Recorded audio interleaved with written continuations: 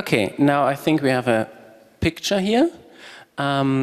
Please, we have Jaap-Henk Hoepman from the Radboud University Nijmegen here, who is going to talk to us about some very interesting developments with smart cards and attribute-based authentication. So please give a very warm welcome to Jaap-Henk Hoepman, who is going to reveal to us the Gospel of IRMA. Thank you. Yes, so my name is Jaap-Henk Hoepman. I'm from the Radboud University Nijmegen in the Netherlands, and also from the Privacy and Identity Lab. And I'm really grateful to the organizers of CCC to allow me to give this presentation about a cool project that we are doing in Nijmegen in the Privacy and Identity Lab. And because of the season, I thought it was would be good to frame it as a like a Christmas kind of story.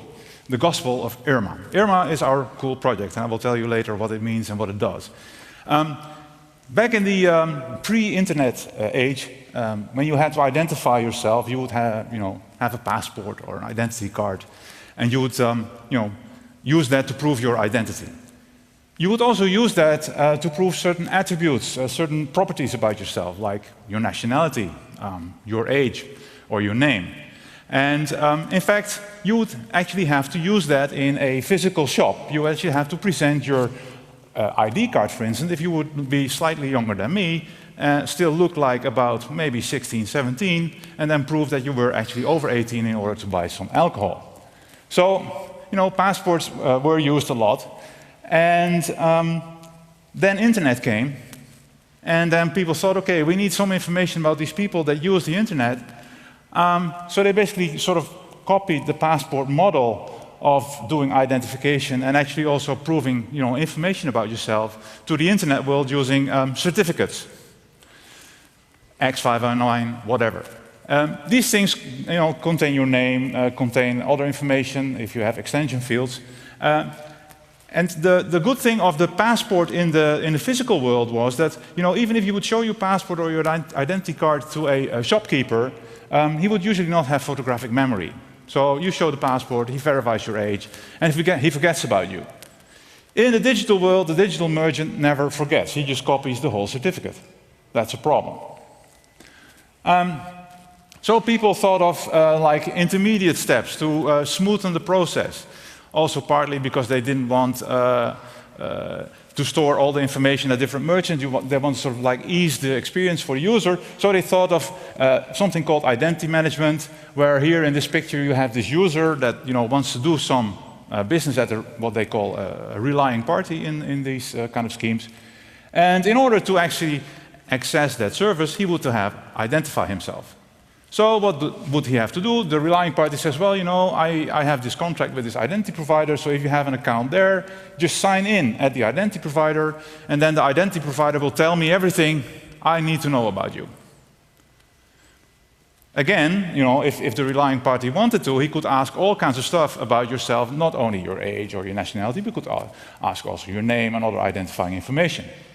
This is really not so good. And that is where IRMA steps in, our heroine of the story, what the gospel is all about. She is trying to prevent this situation from happening. And IRMA is the project that we are developing in Nijmegen. And IRMA stands for I Reveal My Attributes. And it's a collaboration between my university, TNO, and SURFnet. SURFnet is a big network provider for academic institutions in the Netherlands. And one of the important features of our approach is that we use attribute-based credentials. And that allows us to only prove to certain relying parties certain specific attributes, certain specific pieces of information about yourself without revealing everything in one go. Secondly, it is smart card based. And this is what set us apart from a lot of other attribute-based credential approaches, because we are the first that actually can implement a full attribute-based credential system on the smart card with reasonable performance. And of course, why did we do this? A smart card is a more or less secure container for these kind of credentials. And by using specific protocols, we can also make it privacy friendly. Everything is open source. Actually, all the sources are on GitHub. I will give you the link later at the end of the talk, so you can look, maybe even contribute. That would be really cool. And the main idea of attribute-based credentials in general, and also in the IRMA project, is that we want to make the user in control. We want the user to decide what he shows to a relying party in order to access a service. It's not a relying party that decides, it's the user that decides and sees and has control. The infrastructure that we envision is in principle open, but there has to be some kind of governance, and I will explain later why that has to be. You have to have something to decide whether certain relying parties can be part of that system, whether certain attribute issuers can be part of that system. And I'll show you how it works.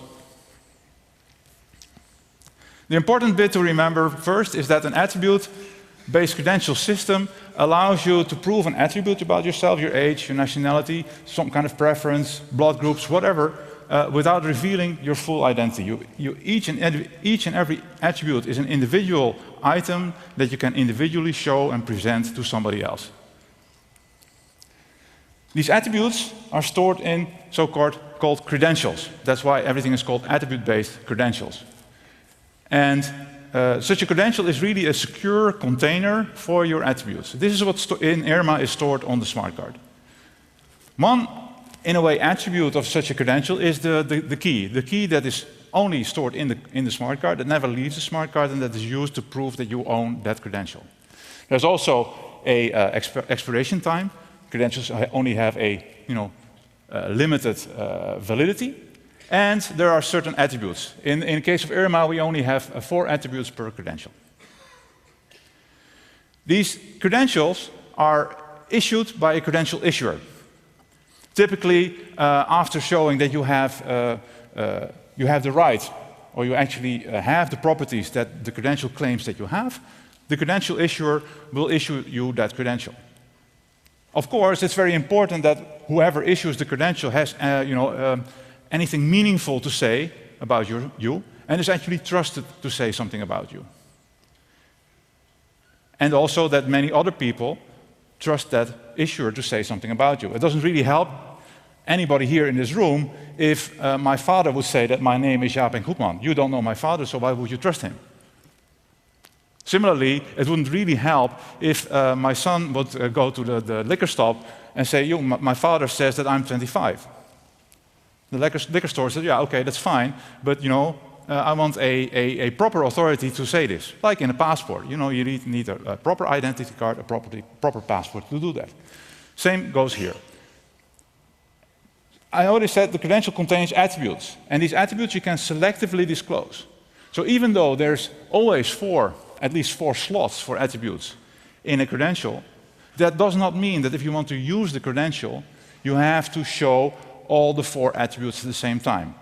During the showing protocol, you can decide which attributes to reveal and which not to reveal.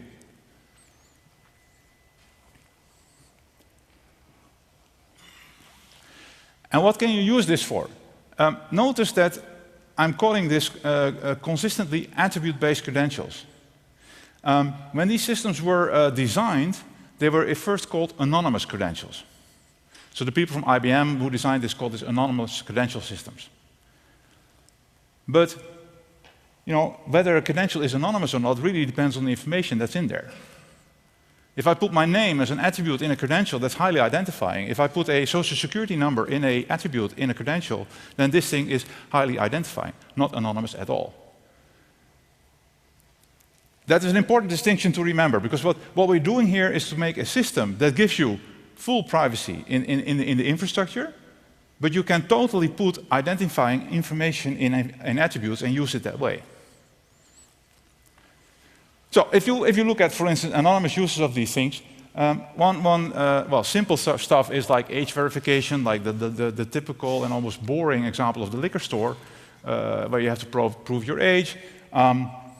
Slightly more interesting, especially because this is something that started many, many years ago after our OV chip card hacking stuff and thinking about, okay, how could we improve that system? One of the things that we thought of was actually, okay, maybe we can use attribute-based credentials for like a train ticket system.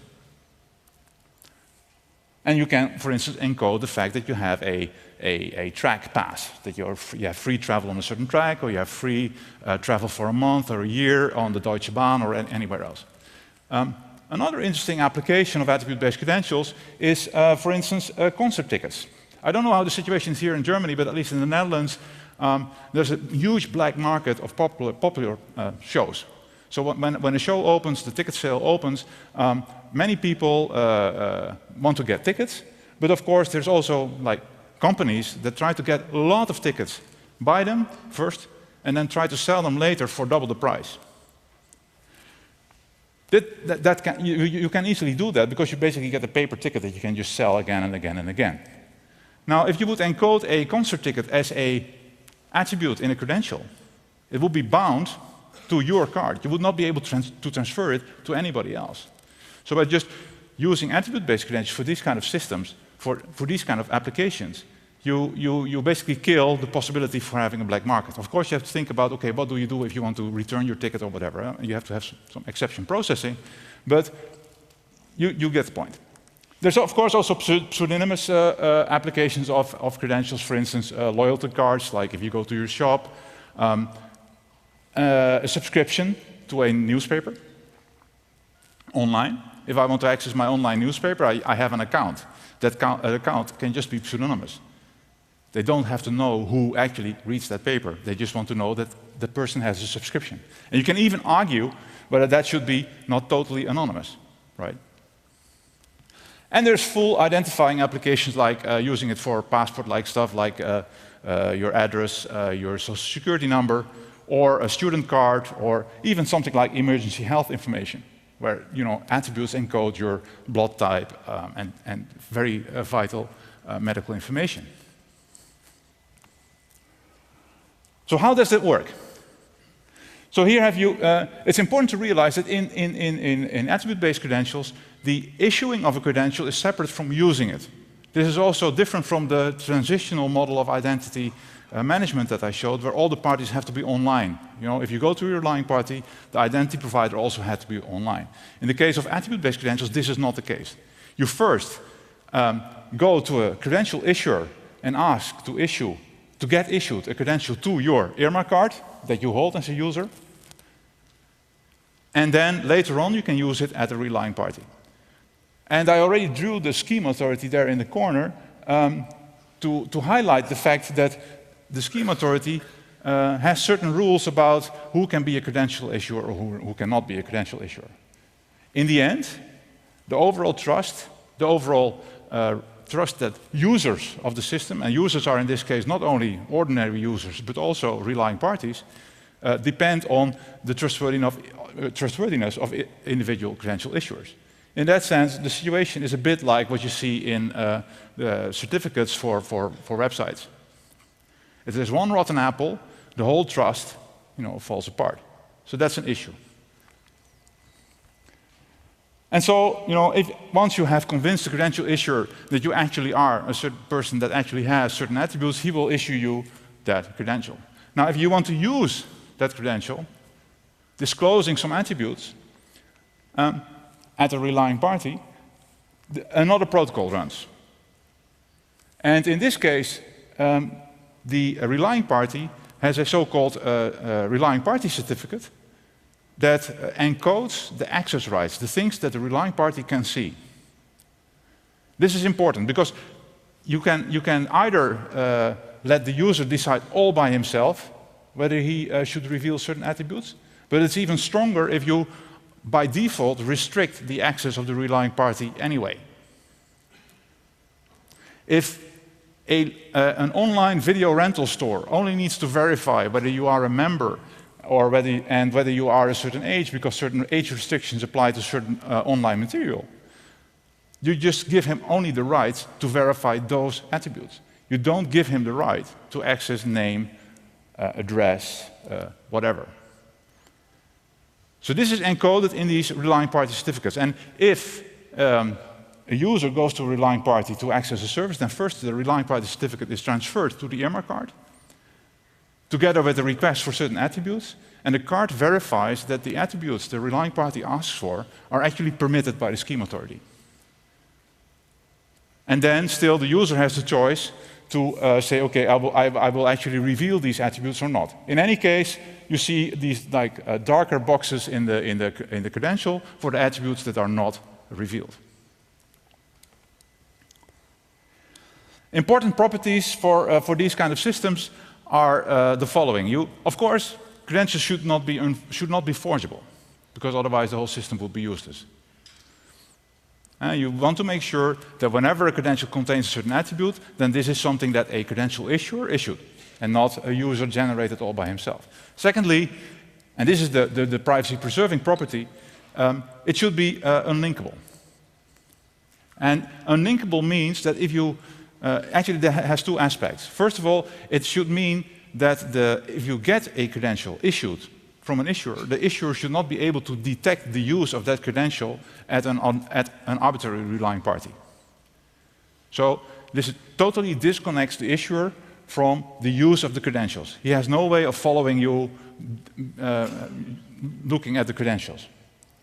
In the technical sense, of course, and again, remember, this is in the technical infrastructure. If the attributes themselves contain a identifying number, of course, he would be able to track that.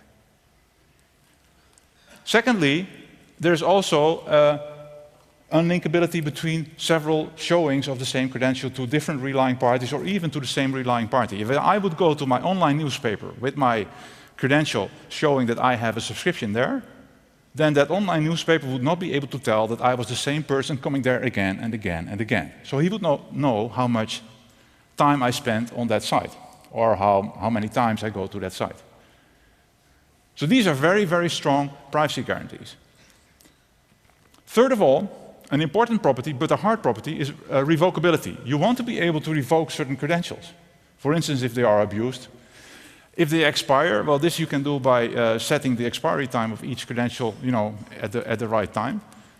But sometimes things change. If you encode certain access rights, for instance, and you forget to pay for something or whatever, you want to revoke that access right if that is encoded in a credential. So you want to be able to revoke credentials. Of course, and if you're paying attention, you realize that if you want to do that in an attribute-based credential system that has these unlinkability guarantees, you should already start wondering how can you do that? Because I just told you that if I present a credential to a relying party and I come back again, he will not be able to tell that this is the same credential. So how do I revoke? This is a challenge. We have some ideas for that, but that's a challenging thing to do. Of course, things should be non-transferable. It should not be possible for somebody else to use my credentials. In a technical sense, this is guaranteed by using this key that is embedded as one of the attributes in each and every credential, because that binds it to the card. Yet, there is not really that much stopping me from using my card somewhere else.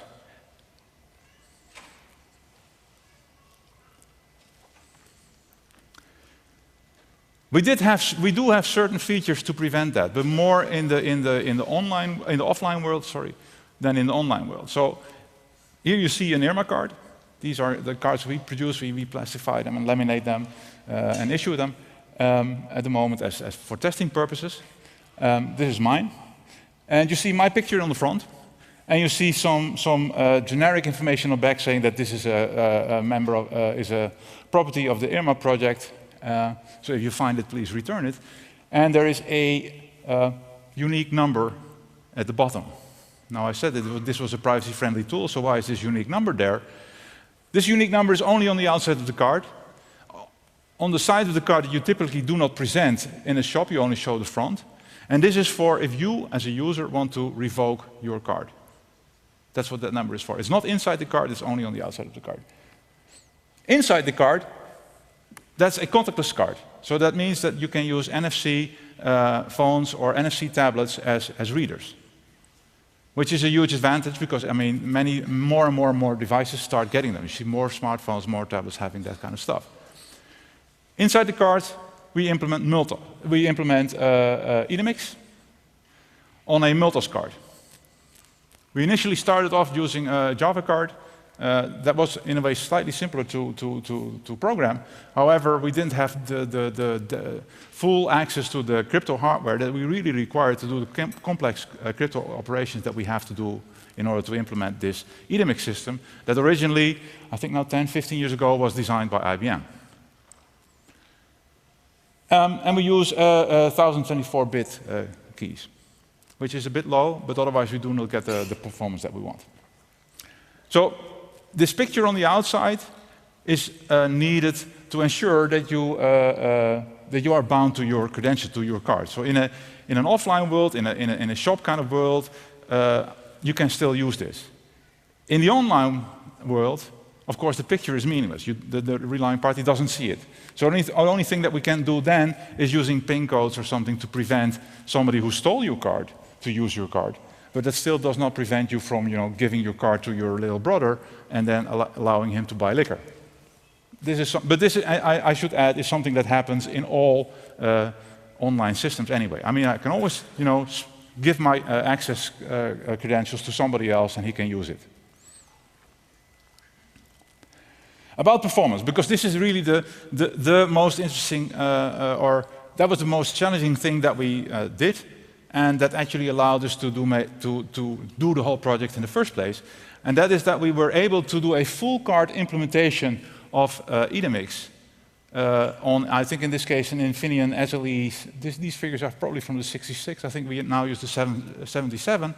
And you see that issuing still takes, depending on the number of attributes that you want to issue, a considerable amount of time. But showing some attributes is, depending on the number of attributes you want to show, if you have 2 attributes stored and you want to show 1 attribute, you see that it's almost a second.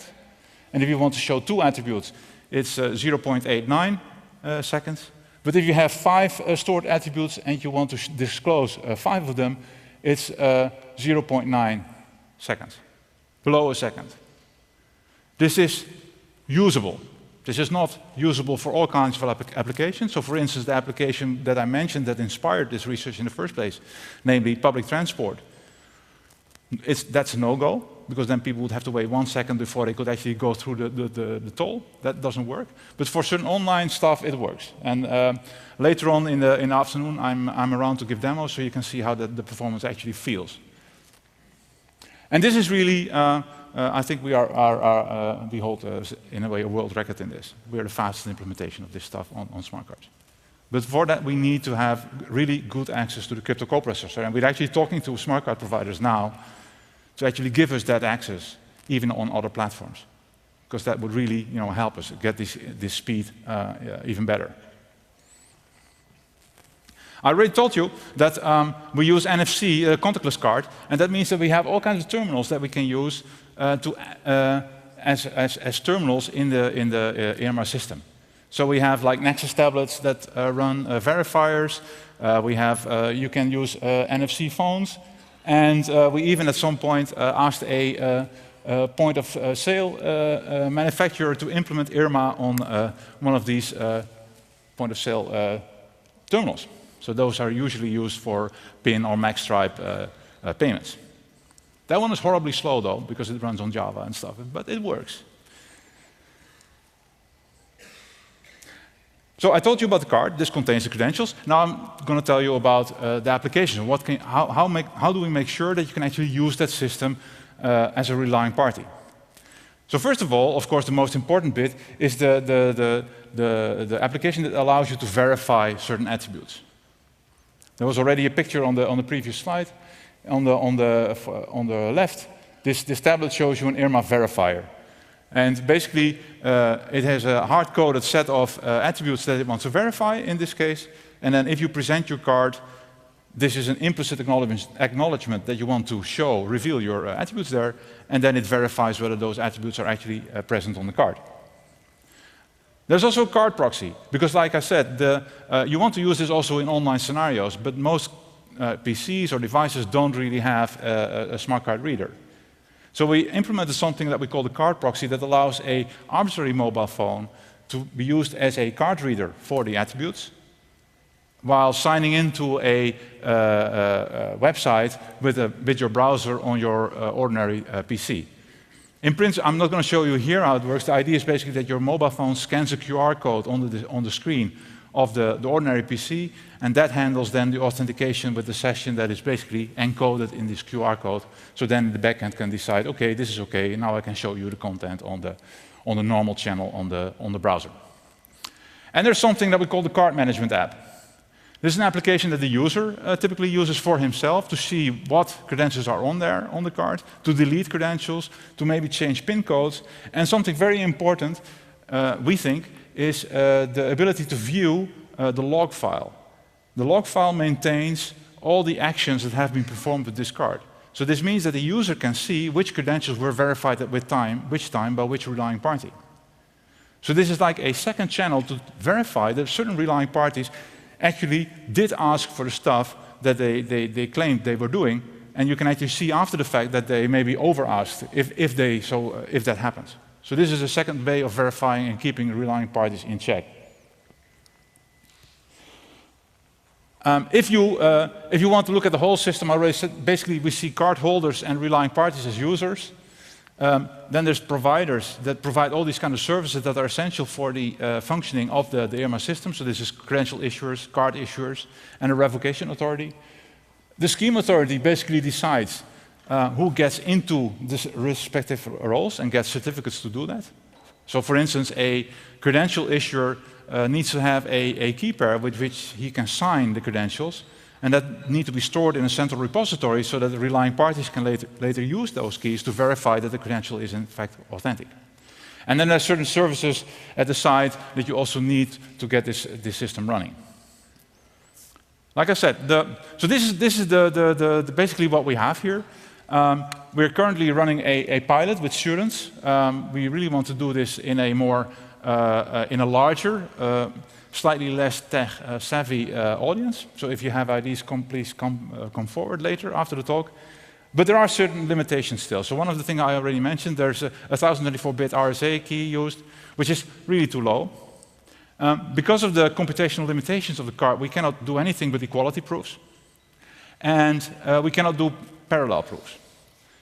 So typically, normally speaking, in attribute-based credentials, you can basically show one credential, then another, and in the way the proof is constructed, you can be sure that those two proofs actually belong together. This is something that we cannot do. In order to remedy the situation, because otherwise you would maybe be able to pool credentials and prove, for instance, that you're I could, for instance, prove that I'm over 18 and German, if somebody in the room who's German would help me doing that proof. So this is limited by constructing a channel between the card and the relying party, ensuring that only authentic cards talk to the relying parties. We are implementing revocation, and I already told you there's weak binding of the card to the card holder. So there are some issues. But let's get back to the original theme of the story. So there we have this IRMA, this heroine of the story, that's trying to protect our privacy by implementing attribute-based credentials, but the powers that be, the powers that were there already before the internet existed, at some point figured out how the internet worked and trying to exert their powers also onto the internet. And therefore, they will also exert their powers onto IRMA. And there is a general discussion that in the field of, and this depends a bit on the country where you live, whether you should have like identity systems in the first place. So why are we building an identity infrastructure if there are these risks? And what are these risks? Well, one of the most important risks is function creep. Because once you show some attributes to some relying parties, to some services, if you're used to showing that you're over 18 at the liquor store, if you're used to showing this and this and this, and if at some point you use your IRMA card everywhere and everywhere, it becomes more and more natural to show even more attributes everywhere. And what is stopping these service providers asking for whatever they want? Because that's what they're doing now anyway, right? And now we're giving them an infrastructure that is giving them authentic attributes. So before, you could maybe lie about your name to evade a real name policy. Maybe you could lie about your address, where you live, if you want to shop abroad. I mean, there's like services like Borderlinks or whatever that allow me to shop in Germany or in the UK or the US, and they just ship it to me. In a way, I'm lying, right? Because it's not my address. More fundamentally, maybe, is the fact that the service provider sets age restrictions. Now, typically, service providers are American, and their age restrictions are ridiculous. So, typically parents in Europe will say, okay, to their children, you can go on Facebook. And in some cases, the children just go on Facebook and lie about their ages themselves. I mean, they're good. But, this is no longer possible if you have a system like IRMA that would allow Facebook to verify the age of whoever tries to sign in using IRMA. You would not be able to lie about your age anymore.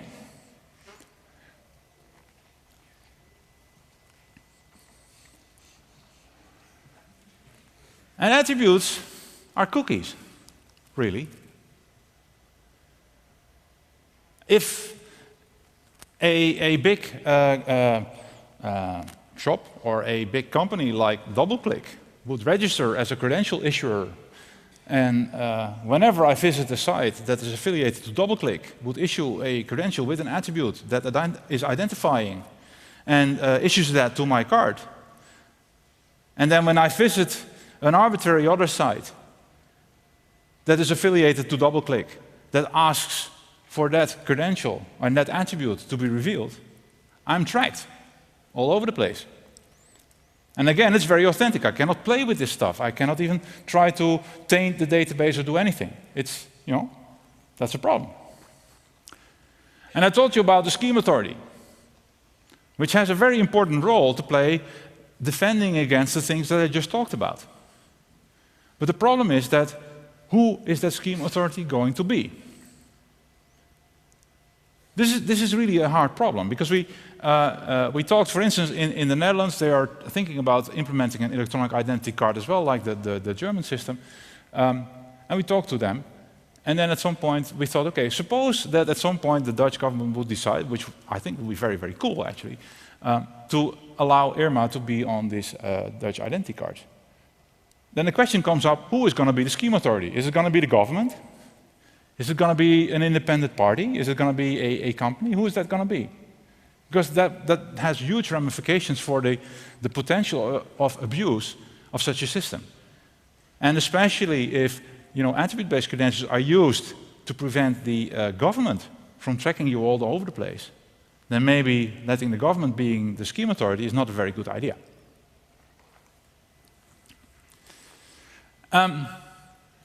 The underlying theme of at least the IRMA system is that we want to put the user in control, which I think is a valid point of departure. However, you have to be very, very careful by not making the user responsible for everything, because the user can screw things up horribly. And you really have to think about these things. And I must admit that this is hard. And we don't really know yet how we can help the user making the right decisions in all cases. So this is also a problem. Finally, also what I mentioned is there is this card management app that allows you to see all the credentials that are on your card. Of course, this card management app is protected by a PIN code. But if there's some malware on my mobile device that I use to verify, do something with this card management app, it's trivial for that malware to intercept my PIN code and then later, access these credentials and do whatever it wants. So this is really a way to pickpocket my card, my credentials. And there's many more. There's no auditability, which actually, this is the purpose of the system, right? But in certain use cases, this is a problem for relying parties that want to use that system. Okay, I already told you about the card management app that implements that API. Of course, a very important issue is also the fact that attribute-based credentials, if you and these kind of privacy-preserving systems really go against current business models. And the underlying question is perhaps that, okay, of course we should build privacy-enhancing technologies, but maybe we should also try to counter the business models that go against this. People want to share, and say more government kind of people, they always have this argument that anonymity is abused by people that don't want to show what they're doing. So for them, this is a disadvantage. I'm not claiming that that's for me is a disadvantage, but this is certainly for certain people a disadvantage of these kind of systems. So the question is, I've been telling you about this cool project, and I still think it's cool, but I'm also telling you about these problems that we see with a system like this. So how can we reconcile good and evil? Can we reconcile good and evil? Should we reconcile? Well, I think in a way we need to. We need to think about how to make identity EID systems more privacy friendly, because they are out there. They're in Belgium, they're in Estonia, they're in Germany. The German system is slightly privacy friendly, I should say. They allow you to approve certain attributes about yourself, but it's limited and the security features are different. A different talk all by itself, actually. If you want to know more, please discuss. Come up. So, these things happen. And if these things are built, then I'd rather have a system that has the technology that allows you to make it more privacy friendly from the start. And not make it totally trackable like a Belgian system or a different Dutch system. But I think the more fundamental point here, and that's the message that I also want to send here, is that technology alone doesn't help. It's useless, it's helpless, it's whateverless. It's one thing you do together with legal safeguards, together with economic principles, business models, whatever. Think about these things as well. And in general, think as a society about how you want to use these systems. Because even if you would implement a totally privacy-friendly attribute-based credential system like IRMA and implement it on a national EID card, if people really want to abuse that system for total surveillance, they will be able to do that. But at least in this kind of way, you make it much harder to do it. And if you would have the proper controls, in terms of a good scheme authority that has the independence, if you would have proper legal safeguards, if you would have proper incentives to use these systems in the right way, then we actually would have a world that is much more privacy friendly. And that concludes my talk. Thank you for your patience and you listening this early hour here in Hamburg. If there are any questions, please feel free. Use the microphones, I'm told. Hi. Thanks.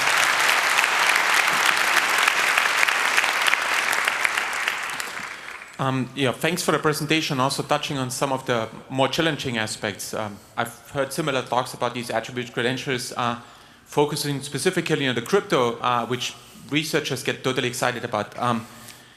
But as you stated, the real problems are with the incentives and the business models. And so I'm curious, what's your take on the system is out there, or the technology exists for many years already and hasn't really been deployed in the wild other than in research labs.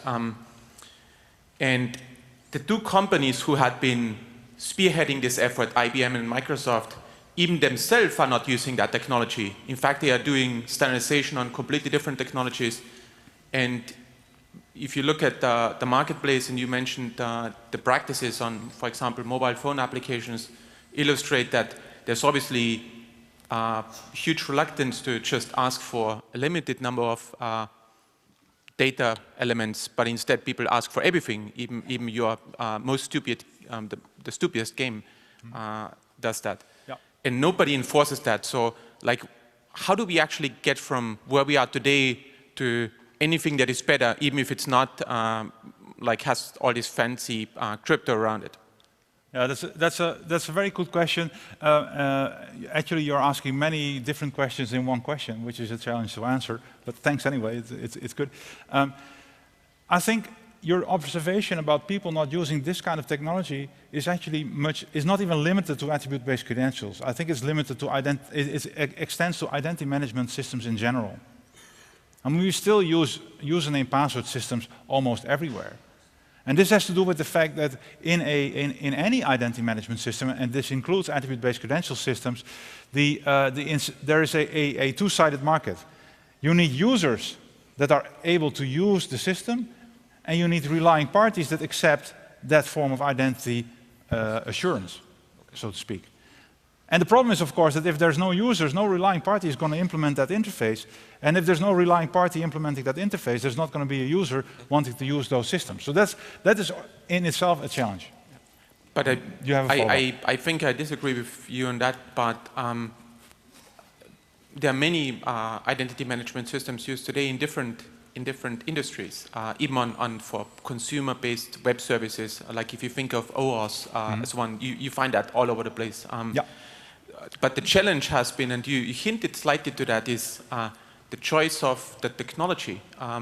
So you had these smart cards. Obviously, if you want to use smart cards with your regular web browser, you basically cut 95% of your audience away, which is for many of the internet services obviously an issue, even if they kill 3% of the audience. Sure. So how you actually get to this, have an incremental deployment story is sort of the challenge. Yeah, sure, and that's why we said, okay, we're going to use contactless cards. That's why we said we're going to implement stuff on NFC phones and tablets, which at least allows you to use these things on tablets. And we even have thought about integrating that stuff with PCs. But yes, this is a challenge. But we're taking it on. What else can I say? But more questions. Okay, I wonder if you have if you go, for example, to a shop with your card, yeah, and how you make sure that the shopkeeper really only requests the attributes that you want to reveal. So say the shopkeeper tells you, oh, I'm only asking for your age, but how do you, with only your card, how do you verify that that's what he's really asking for? Yeah, that's the principal way to prevent that kind of stuff from happening is by giving the shopkeeper, in this case, a certificate that restricts him to only ask for the age. He cannot ask for anything else because the card will just see that he does not have a certificate for that. That's how you basically prevent that. Because otherwise you run into issues with, okay, whose user interface am I using, where I actually see what he's asking, and is this actually what he's actually asking to the card, because the card doesn't have a user interface. Okay. Yeah. Thanks. Yeah, number 3, maybe, because... Okay. So when a shopkeeper says, okay, give me your card, I'll check your age with it. And then you said the shopkeeper's terminal gives the card a certificate that proves that the shopkeeper is authorized by the scheme authority, right? Yeah.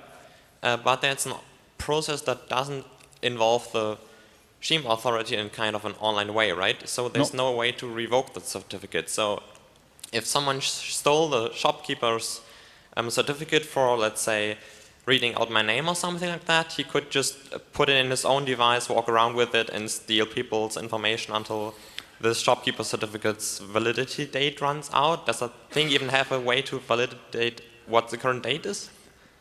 Yeah, that's a good point. Yes, actually we use a standard trick that also is used in the electronic passports, where of course a smart card cannot maintain its own time, right? It doesn't know the date, but it does know the last time it saw a trustful reader, and then it records the date of that trustful reader as a best approximation of now. So with that, you know, that is at least increasing, and then at some point credentials expire. But definitely that is an issue. This is how we tackle it. You can always add revocation to standard credentials, certificates, because these are just basic certificates. You can add that. So that's always a possibility to revoke a terminal. Lots of different cards have lots of different vendors, yeah, and there's lots of mechanisms below the level where you operate. There's the anti-collision stuff, there's serial numbers, there's different protocol versions. So there's many ways to identify the users of this card long before any of your beautiful software has ways of preventing that. True. But of course, that depends on the kind of cards you use. That depends on whether you use a random identifiers instead of fixed identifiers. So you have to be very, very careful. But even then, even our own research at our group shows that even if you would all that kind of stuff, you could even distinguish different kind of silicon by just the way that the hardware performs. So in the end, yes, that is a possibility. But you have to do much more work. How are we on time? Or so we still have 10 minutes left. There are questions so there's a queue, over that's there. good. Yeah. Number 4, maybe? In a physical shop, does the shopkeeper use NFC, or can he? I think he shouldn't. Okay, explain why he shouldn't. Well, I could take my card, put it in a microwave, steal your card, and show your card with a picture, and I mean, no, take your card, put it in a microwave, and put my card in a microwave and put your card behind it so it can read it out. Yeah. Oh yeah, sure. Oh sure, but yeah, sure. I mean, if you would steal my card, you could use that. Maybe you would have to laminate it over and put your picture on it, and then that will be possible. But that's depending on the kind of security features that you have on the card. That will be easier or not so easy. Well, I could. But that is independent of using NFC, right? I could use my smartphone and just have a high-powered sender, so I could have your card somewhere in the vicinity and just put my card right on the device and say, yeah, that's me here, my picture, right? Yeah, these are, yeah, of course. I mean, this is in general with contactless cards, you have relay kind of attacks, which are an issue. Yes. I have two questions. The first one is, you said that you use pins to manage the credentials. How to prevent brute forcing of pin codes? Yeah, okay. You use long pin codes. No, I mean this is. In general, I mean I guess the underlying principle, the underlying idea is that you keep your IRMA card to yourself. You're not supposed to give it. If you lose it, you should revoke it. And in that way avoid abuse of that. But if once you lose a card, in this case, this is a problem. We have been thinking actually for the card management app to do something slightly more advanced by not only using a PIN code to access all the credentials on the card, but for instance binding the card to one specific user device. So you would have to have at least the corresponding device to actually read the full contents of the card. Okay. That would at least address your concern somewhat. Yeah. And how many credentials can you store on one card? Not so many. Oh. I think about between 10 or 20. So this is limited. So actually one of the things we also want to think about is, okay, can you somehow do kind of like caching of credentials in any meaningful way while still being privacy friendly if you store this stuff either on your own PC or on a cloud or somewhere? Because at some point, actually we do believe that, the basic credentials, the basic attributes you want to prove fit in like 5 or 6 credentials. But as soon as you want to do special applications, fun applications, the number of credentials you could collect is going to be huge. So then you have to think about these issues. Okay, thanks. Thanks for the questions. I've got a question about whoever the authority is storing all of this data. Have you thought about how you can distribute that data among many authorities so that no one authority knows everything? Because I'm imagining if this were to take off in 10 years, 20 years, something like that, you might have all of the information about everybody in the world, and you don't want that in one big, it becomes a honeypot. Sure, no, and that's a good question, because actually that is what IRMA tries to prevent. Because the idea is that you store your credentials on your card. So IRMA and not doesn't anywhere have else. the credentials. Sorry? So IRMA doesn't have the credentials. No. Oh, the scheme okay. authority only manages who has access to the infrastructure, let's say, but it doesn't store it. Only the card stores it. And this is a big difference from, say, IRMA and the more traditional identity management systems that I showed in the beginning. But thanks for the question, because then it's clear. Yeah. The person in the back, 3. Yeah. can you do the age verification that I'm older than 18 without revealing my actual age? Yeah. Okay. But yes, the answer is yes, but we use a trick here because one of the things that I told you, we can only do equality proofs. In Idemix, the crypto library, the full implementation actually allows you to ask an arbitrary question like, okay, is this person over X years?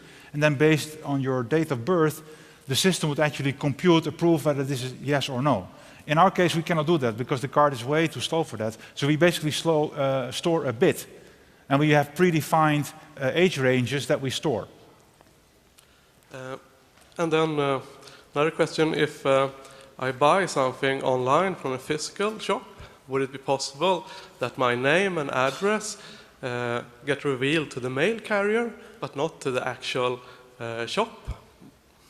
No, because I mean the holes, in a way, whenever you use the IRMA system, a session, a secure channel is set up between the card, really the card is the endpoint, and the relying party on the other end. Of course, if the relying party at the other end is going to do whatever it wants with those things that he gets, I mean, that is something that we cannot stop, except that at some point the scheme authority is going to say, okay, you're abusing the system, you're out. Yeah? Okay, thank you. Last question, I guess. I have a question regarding purpose limitation. Yeah. In the scheme or in general with systems today, you basically, the idea was of the data protection regulation that providers themselves or through regulation get incentives to ask for as little as possible. And you mentioned that as a shortcoming or a challenge for your system as well. Mm-hmm. And that is indeed tricky because think about angry birds who ask for your location. Mm-hmm. And obviously don't give you a choice. You can't say, no, I don't want to give my locations. The game is still supposed to work. Yeah. So someone would have to look at the purpose of the application and then decide on what would be legitimate and what not. Yeah. Apparently that doesn't happen today. So I wonder how you would imagine this to work in the future. Like who would check regularly, ideally, with every software update, whether the new feature is actually reasonable for that application or it's not, because obviously application providers themselves would argue, I need the location for location-based advertising, period. Yeah. They are in the control, the users are not. Putting the user in the control doesn't help because the user has no voice in that game. True, and you're sketching the scenario of, for instance, installing an application on a mobile phone or anywhere else, and that in that case there is not really a third party that sort of protects the individual user against basically the big power of the application provider that basically sets the rules of the game.